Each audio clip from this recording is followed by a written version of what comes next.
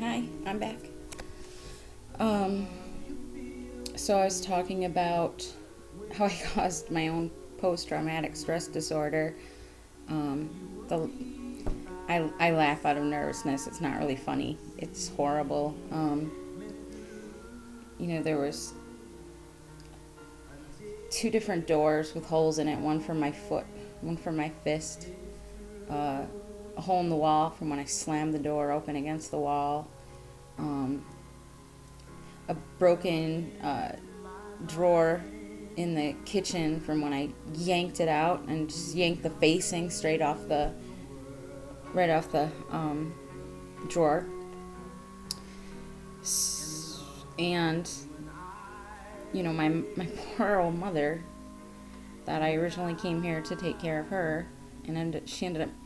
Well, we take care of each other now, but there was a good long couple of years where she was really taking care of me, and she had to bear the brunt of my rages. God bless her for that. And I'm so ashamed when I think about the things that I've said to her, how much I frightened her. A couple times I grabbed her, like her arms, and kind of like didn't shake her like violently, but was like this. And I think I even pushed her back into her chair once. And I'm very honest with my psychiatrist and my therapist. I tell them everything, no matter how ashamed I am, because I do want to get to a point where I can function again. So I figure, if I tell them all the ugly, nasty truths, then they'll know how to help me. And I didn't talk about it on any of my introduction videos yet, but I did talk about it to one of my YouTube friends, Crack Walker. I had mentioned to her that when my lows get bad, so does my hygiene. It's embarrassing and shameful, but I can go weeks when I'm really, really down in that pit, in that dark pit, and I can't climb out, and I feel like I'm paralyzed and frozen.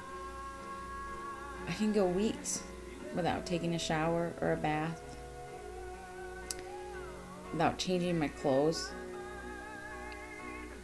and I don't care. And then the worse that gets, the more disgusted I get with myself, and it's just like this vicious cycle. And the housework doesn't get done, and I don't play with the cats, and it affects them. And I adopted them from shelters and stuff to give them a better life, so I feel really horrible. It's just this horrible cycle.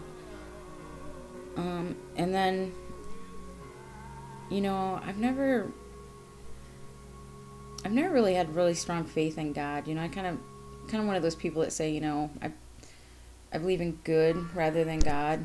And I believe in the golden rule. But when I managed to climb out of that pit, I think by the grace of God, because I don't know how else to explain it. I mean, you spend so much time in that dark place, and you try so hard to drag yourself out.